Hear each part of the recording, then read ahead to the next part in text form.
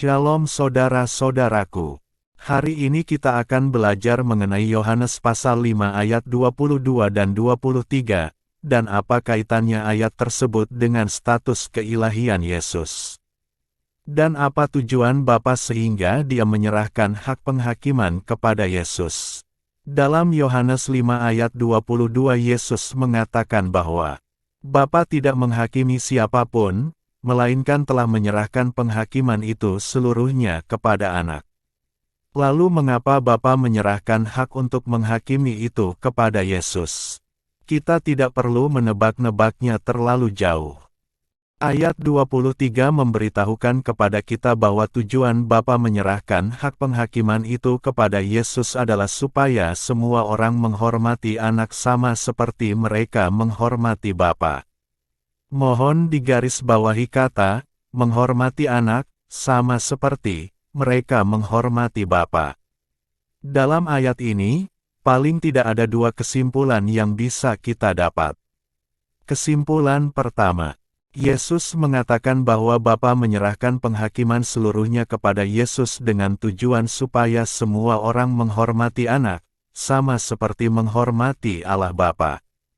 Frasa semua orang dalam bahasa Yunaninya menggunakan kata pantes yang artinya semua.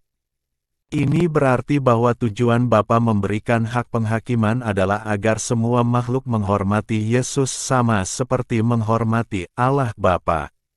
Atau dengan kata lain yang hendak Yesus katakan adalah, kalau malaikat dan manusia dan seluruh makhluk memberi penghormatan kepada Allah Bapa dengan penyembahan, maka di hari penghakiman, semuanya itu atau bahasa Yunaninya pantes, harus memberikan penghormatan yang sama kepada Yesus.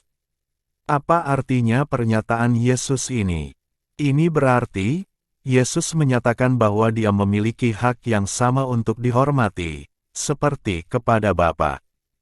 Kesimpulan kedua, untuk dapat menerima tugas maha besar yang akan menentukan nasib abadi seluruh makhluk, dan menjadi hakim di hari penghakiman atas seluruh kejahatan terdakwa baik malaikat dan manusia berdosa, baik yang sudah mati maupun yang masih hidup, maka Yesus haruslah memiliki paling sedikit dua atribut ilahi, yaitu Maha Tahu dan Maha Adil.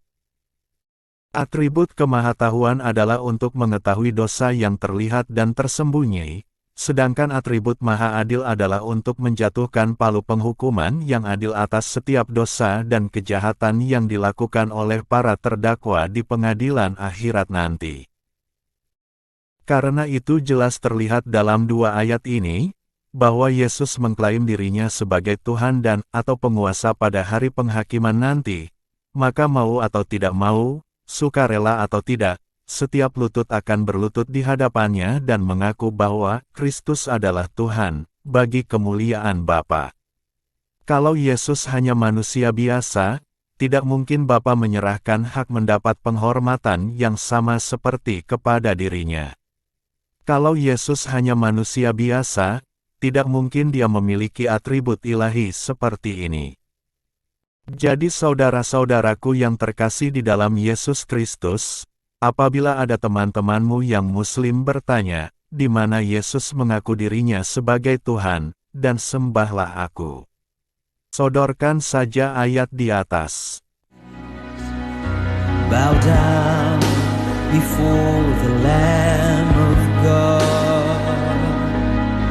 My soul is purchased by His blood.